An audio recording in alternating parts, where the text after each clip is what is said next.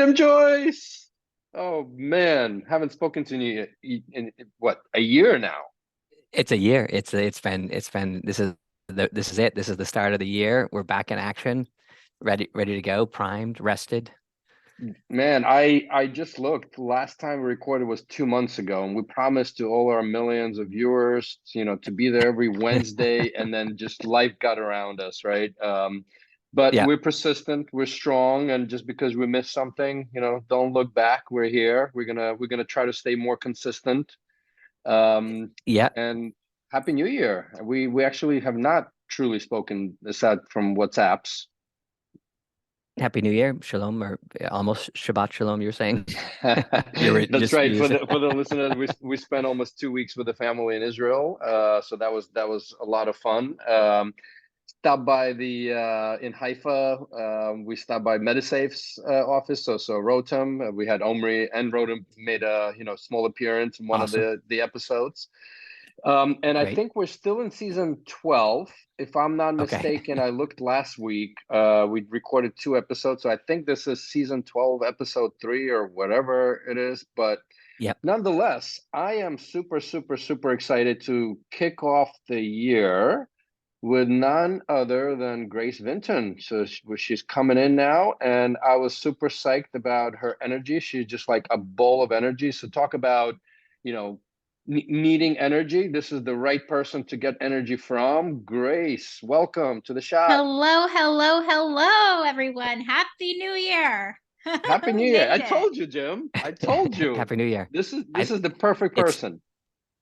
I always think that the best way to start any year is with a bit of grace, right? It's a little bit of grace. We all need a little bit of Oh. grace, a little bit of love, a little bit of joy.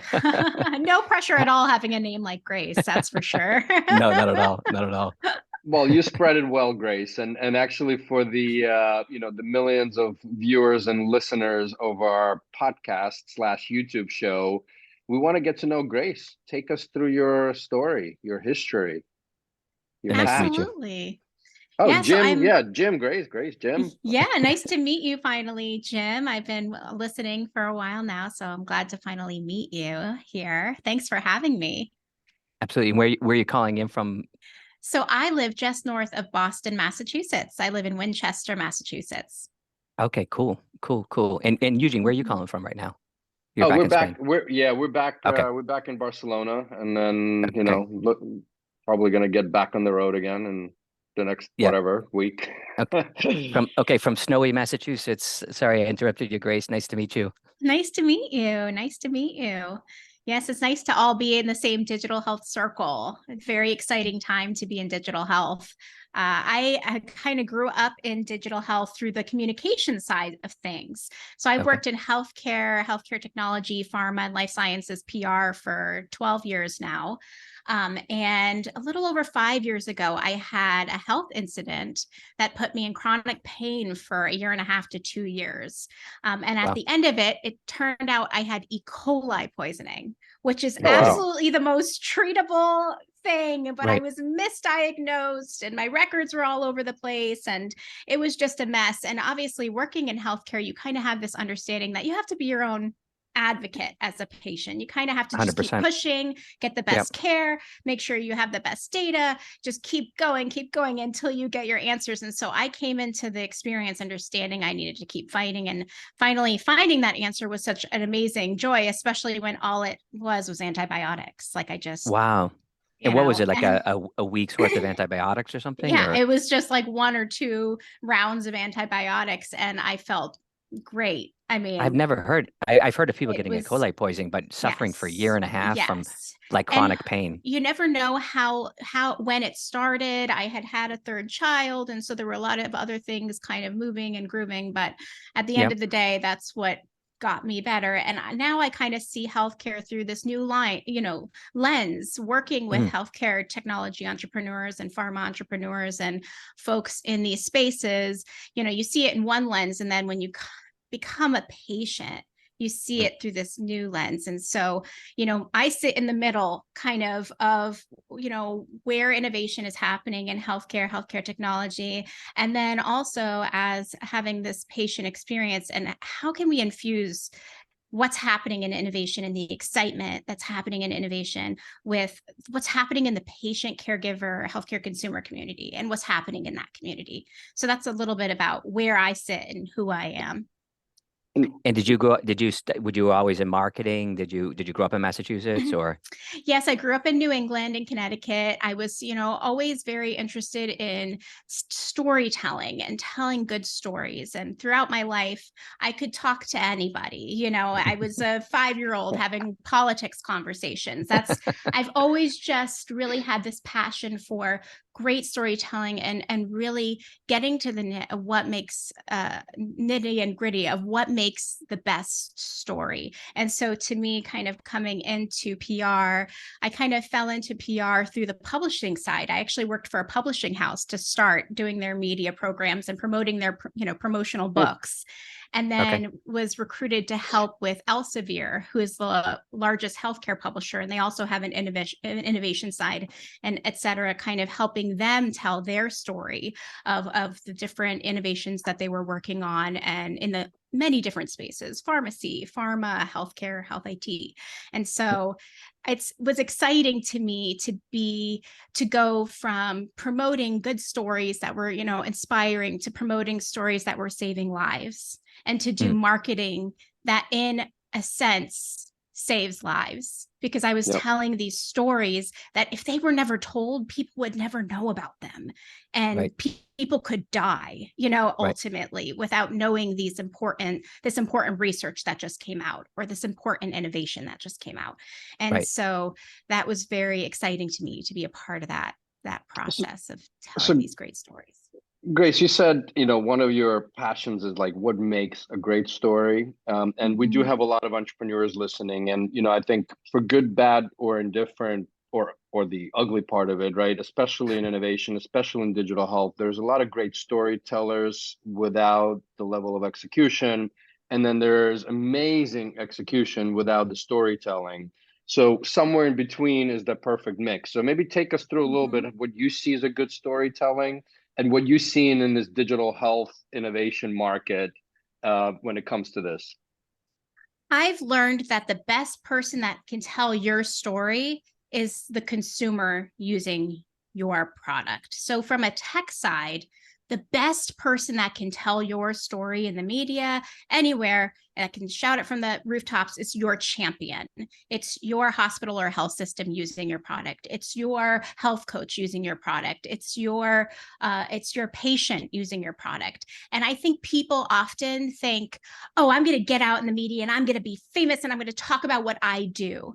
And in fact, the most powerful story is when the person using your product says, this changed the way I do things and this saved a life. And so I think that's something that the industry I don't think people have really fully grasped the power of that yet.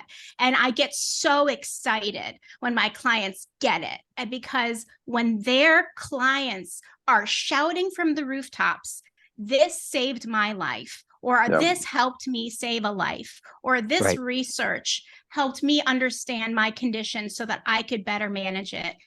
That is when you win a good healthcare story. And when they get it, they realize that once those stories are told regularly, their story is told regularly, because people get excited by hearing how it's being, innovating and changing things.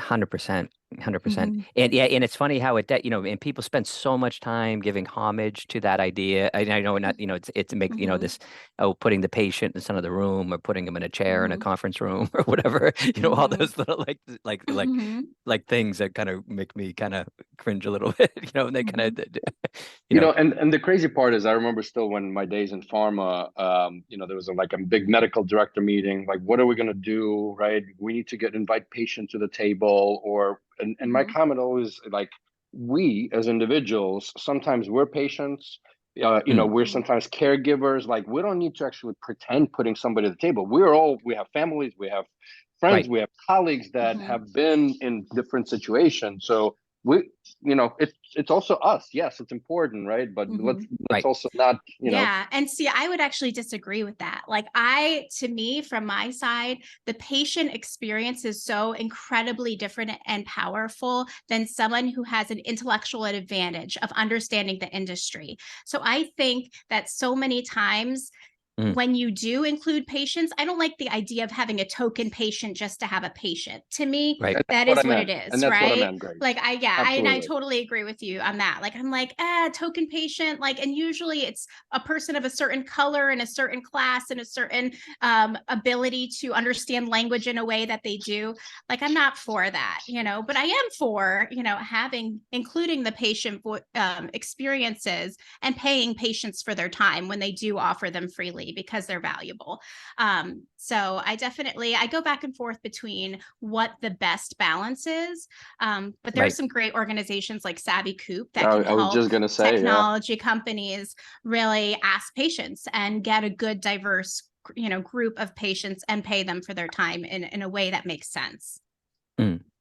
And then what makes that then, so breaking that down, let's just say you have a phenomenal patient, like what, like just listening to your story, it's like, it's is it simplicity? Is it elegance? Is it just passion? Is it what breaks it for the patient telling that story? Well, I think it depends on which scenario you're in. So if you're trying to get patient insight to improve your innovation, that is a whole subset of patients where you can improve either an innovation and the way it's working using kind of their story to articulate how things could be better. And then there's research, obviously, using the patient insight to improve the research process and how to make that better. And then there's storytelling in the sense of telling the story in the media.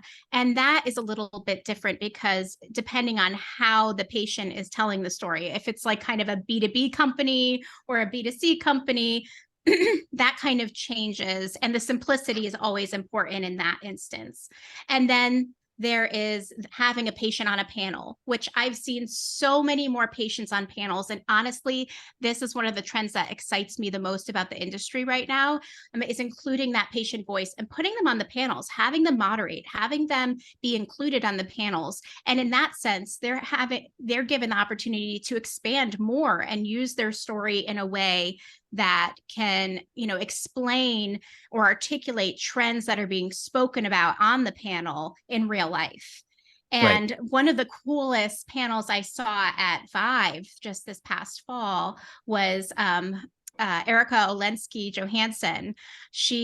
As they were talking about these nursing trends, her sharing her experience of caregiving for her son and saying, in fact, what you guys just said is not what we're experiencing. And we need to have patients on the boards of hospitals. It's not enough to just have a patient group that you refer to and ask them questions. You need to have them on the boards. You need to have them in leadership positions. And so it was very powerful to hear her story in conjunction with the innovators and the nurses and the other folks that were also on the panel. Okay, so you're this amazing marketing guru, PR firms, had worked for this book publishing company, and you love stories, and then you've had your 3 children, and then you have this incredible patient experience. So then what happened? What happened then? So that's what was you left us a cliffhanger of the story of the next part of Grace's career. Yes. So what happened? Now I have been given the opportunity to kind of be an influencer in the space. And it's been a surprise because people have so connected with my story, and I have connected with so many innovators through the years and so many media and analysts through the years that I have in many ways have supplied a lot of the stories that have happened in healthcare and healthcare technology and pharma through the years. I've helped explain to the industry what interoperability is. Like I've helped explain to the industry what NLP is, what digital biomarkers are. There are so many different random trends that I have kind of been able to have the opportunity to explain to folks through the years. And once I went through this health event, I was then able to kind of explain to them what my experience was like, and people connected with it. And now have kind of reached out to me to say, okay, how can we include patient voice better in our stories? How can we better share the patient experience going on? How can we better include the patient insight in our technology? Can you help us do that? So I've kind of been given this wonderful opportunity to take this experience and share with the world what it looks like to empower the patient and caregiver and healthcare consumer story in healthcare. And it's exciting. It's an exciting time to be a part of that. And does it feel strange to be on the other side of the podcast? I was going to say, because spreading and telling those stories, and I know you interviewed Marina and many others on HIIT Like a Girl podcast. So love that. I'm an avid listener. I know you're a guest podcaster. So, but tell us more. How does that all connect as far as telling the stories? Yes. And so in this process, I've met so many wonderful and powerful women like Marina, who just are making an impact in the industry. And I wanted to kind of give them a platform to talk about their innovations and their space in the industry and how they're impacting the industry. So I have been working with HIIT Like a Girl as a guest host and have done 40 episodes now, interviewing incredible women from healthcare, in hospitals, health systems, HIEs, in, healthcare technology, innovators in tech space and health tech, innovators in pharma, decentralized clinical trials, precision medicine, real world evidence, and then life sciences who are working directly with research. And then I've also included patient advocates as well as part of this, because they are such a critical they play such a critical role. And so, especially the rare disease community, they have so many amazingly educated patients who are playing a role in innovation that's happening in this space. They're fighting for their children's lives with innovation. And it's fascinating. I just interviewed an informaticist who gave birth to a child with a rare disease and is now taking her informatics background into and combining it with rare disease. And it's just, I can't wait till it comes out. It's such an exciting time for folks, but really it's been very fun and interesting and inspiring and to me to hear about what they're doing in innovation to make things better in healthcare for everybody, including folks who have a patient background. And then also to learn about their journeys, their career journeys, and their personal stories, and let women in the industry learn from those as well. So I kind of start off talking shop, talking industry, talking innovation, and then we end really talking about their personal lives and what it took to get to them to that point, and what they do to keep moving and keep growing. And so I feel like I've been mentored by 40 women, really. Like in 100%. Those times. That's amazing. That's amazing. What blows me away, like with my company, we got involved with building out a patient advocacy panel. We use someone who's been on our podcast, who's a chronic disease sufferer and also became a patient advocate, and Lilly Stairs, who kind of helped us set this up. But what was amazing was I was just blown away with the kind of growth in this community and their openness, specifically of like a younger generation, where they find out they have a chronic disease. They go through some kind of really pretty horrific kind of life-changing experience as a result of it, kind of fight their way out of it. And then they become these powerful advocates like yourself. But the way they talk about it so openly, and then for us, like we deal with a lot of patients that have injections. They're on TikTok taking their medications publicly. They're doing something that probably my generation would find incredibly embarrassing, or we would hide, or we would, not be willing to kind of expose ourselves and talk about those conditions as a result of it. But the capacity to articulate, I mean, they blow away so many executives. And it's been mind blowing to watch it. It doesn't feel like it's static either. It feels like, I guess my question to you would be, what do you think patient advocacy looks like in 2 or 3 years from now? Oh, absolutely. That's an easy one for me. I think every company is going to have a director of patient advocacy. And I think what it's going to include is how do we include the patient insight and experience into this organization better. So for some folks, it will be a patient advocacy panel. That makes sense. For some folks, it may be, adding patients to their board. For some folks, it may include simply creating a program for including insight in a better and more creative and unique way. And for some, it might be amplifying patient stories. So I think the director of patient advocacy or the chief patient advocacy officer, and many folks would disagree with me on that because they're like, well, it's not all just patients. Yeah, it's patients, caregivers. And so really it's healthcare consumer. So chief healthcare consumer officer. But I think that's the next step, honestly, in all of this is that organizations from small to big are going to start adding that as a position and start realizing that these stories and this impacts will actually help drive their business and grow their business better than they could have ever thought prior. And I think just with the way that value-based care is going, you really have to understand health equity more than ever. You really have to understand these chronic conditions more than ever to get paid. So there's money behind it, like I think people need to really understand how critical it is to get that patient insight to really move things to the next level. You also mentioned rare diseases, and I don't know how this kind of correlated. Just last week, I don't know what made me look up, but it was an astounding number. It was like 7,000 different rare diseases that affecting up to 30 million Americans, right? And obviously, there's just not enough funding. Yeah, like it was an astounding number to me. So it's kind of crazy that we're talking about it. And to your point earlier around patient advocates. And it's the caregivers also, right? So it's fighting for your life or just even as comfortable of a living as you can, and trying to find solutions that don't exist today, right? So I don't know whatever happened to what was it? It was kind of like the community science movement or citizen science, right? It kind of it peaked up and then. I'm not sure what happened to, but I think the combination of that is it's just phenomenal. It's amazing what people do. I think the rare community is just taking that model and kind of exploding, and it's all through Facebook. I mean, it's through social media streams. You could never imagine. They're really saying, we're going to learn about the most we can about this. We're going to hire the researchers ourselves. We're going to take the technology to the next level. We're going to try this treatment that worked for this because of these reasons. And it's really taking that whole idea of patients being true collaborators in their own care to the next level.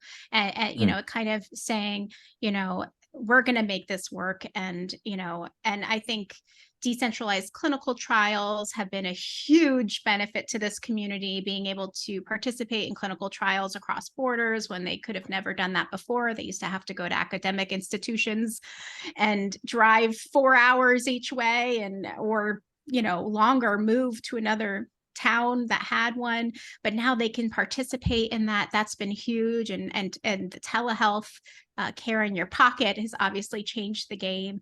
Digital biomarkers and what they're doing in neuroscience and others are changing the game. There's so much innovation happening in this space, in this rare space. And parents and caregivers and patients and healthcare consumers are leading the charge. How do you negotiate so you've got large corporations that might be credible funders of patient advocacy and want to bring these voices into into their products, into the boardroom, into the storytelling.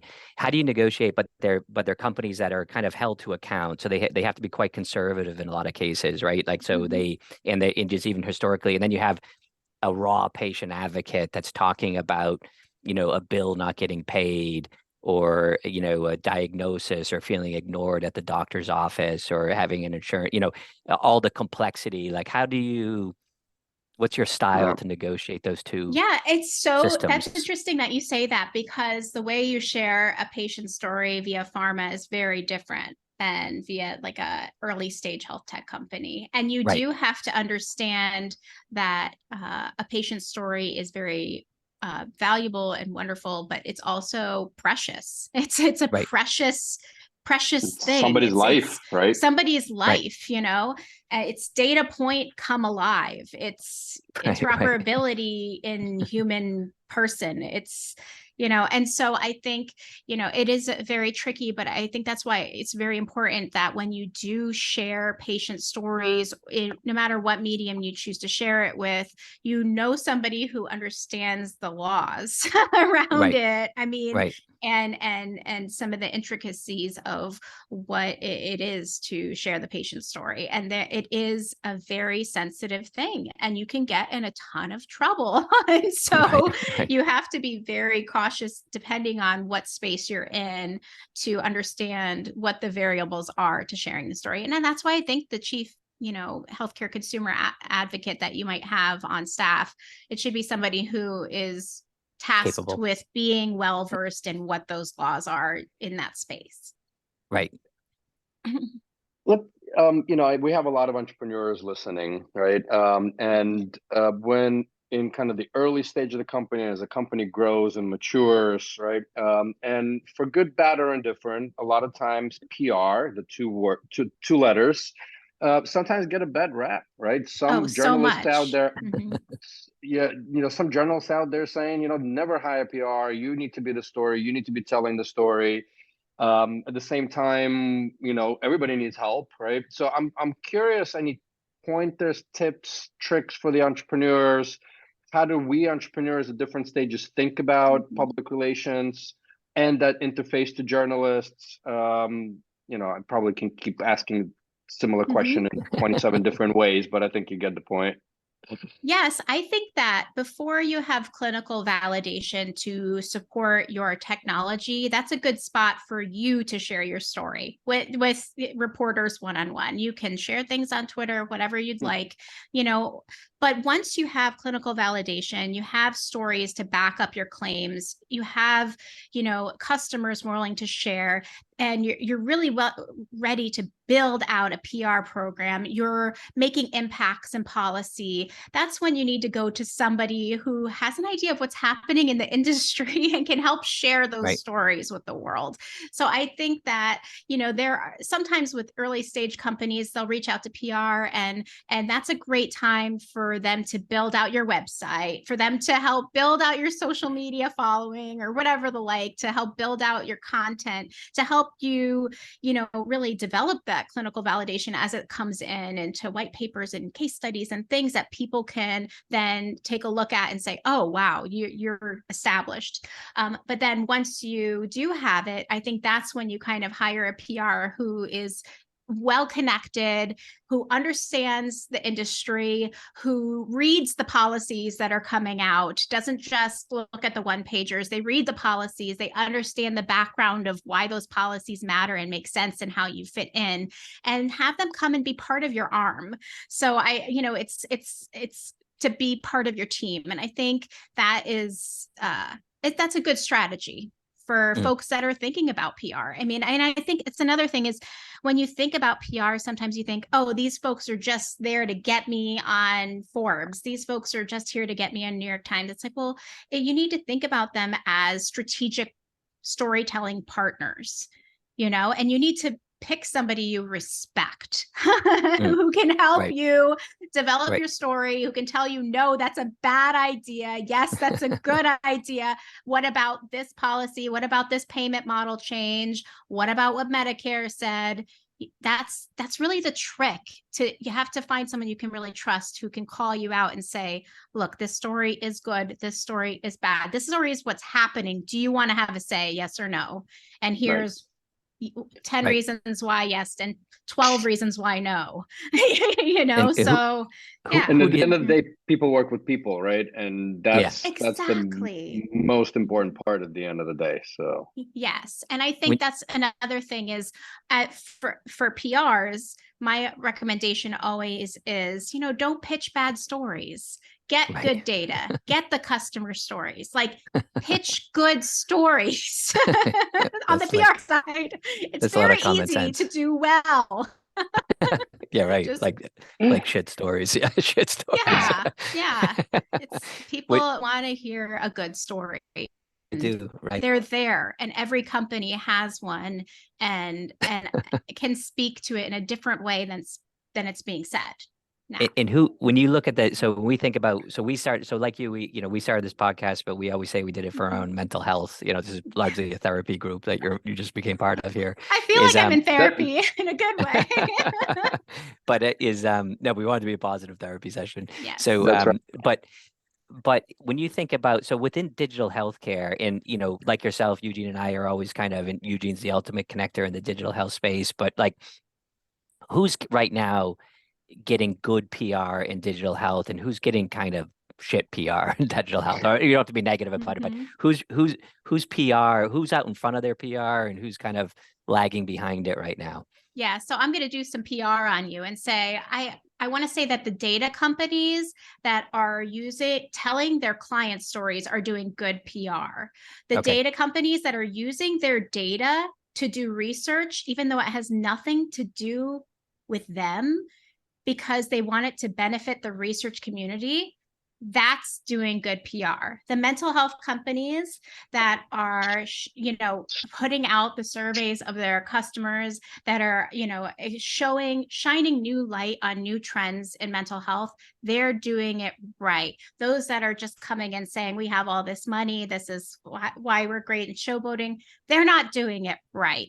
The folks that are in, life sciences, that when they're doing research and they're, really clear on the differentiation that makes that research great, they're doing it right. The folks that just throw the research out there, don't mention the differentiation, you have to figure it out yourself, they're not doing it right. In pharma, it's like, if you're not including associations in your PR, you're doing it wrong. Okay. You need to have partnerships with associations that are out there. You're doing it right. So I would say that across the board, and you have to, it's all about data, good clinical validation, patient stories, and good, just general good storytelling. The saying, data speaks for itself. And my comment always actually doesn't, right? It's still human beings that are telling the stories around the data. Exactly. On the other side, which I think many have run into many challenges around it, it's the other saying that I saw on Twitter many years ago, and I repeat it all the time. If you torture data long enough, it'll confess to anything. Right. Yes, exactly. And therefore, those stories, even though based on data, it's been tortured to tell a good story versus what some of the realities are. So again, I think it's just an interesting conundrum that, even though we have more data as a society, more data in healthcare, it's still the humans that tell the story. Exactly. And explaining how you got there, and really understanding all the variables of the data, and the quality of the data, and the equity of the data, and there's so many different variables at play. But they all have to be part of telling that story. What's the other one? Like how the drunk uses the lamppost? Is that the other one? Yeah, sure. Well, that one. You're Irish, man. I know. I'm too Italian for this. the what people use data like the way a drunk uses a lamppost. More for leaning on it. Yeah, more for support than illumination, right? Yes. Yes. I guess when I say data, I more mean for research or clinical validation. No, but I do agree with you. We were just trying to come up with clever I do memes. Agree with you. Yeah. This is a mental health intervention for Jim and I. So we're just trying to. It doesn't always. Sometimes the storytelling doesn't always catch up to the data. Oh, I get that. I totally have seen that time and time again. But I would definitely say, the folks that are out there regularly taking a look at some of their recent press releases and just saying, what stories are they telling? I would say, if you're seeing a company over and over and over, some AI algorithm somewhere thinks you should be looking at them. Why not just Google PR Newswire and look up all their recent press releases and say, what are these stories they're telling that is getting so much attention, and usually it's someone pretty creative behind the scenes saying, this policy is not okay, or this policy works, and let's just talk about it. No, I love how you broke that down, though. You had those four kind of elements that you just broke down. It might brain won't recall them all immediately, but I'm going to go back and listen to them. But the Yeah, I was gonna say we'll need to transcribe, rewind, and yeah, that was document really clear, the way you data brought it points. in, and yeah. Mhm. Absolutely. Shameless plug on research and just being able to tell the story. We just published finally. It's been like, kind of almost 9 months it took us to put it all together. Our health coaching industry report. Oh, excellent. January 1st, it's finally out. So we're So it's out right now. Yeah, it's pretty happy about it. Lots of feedback already coming in.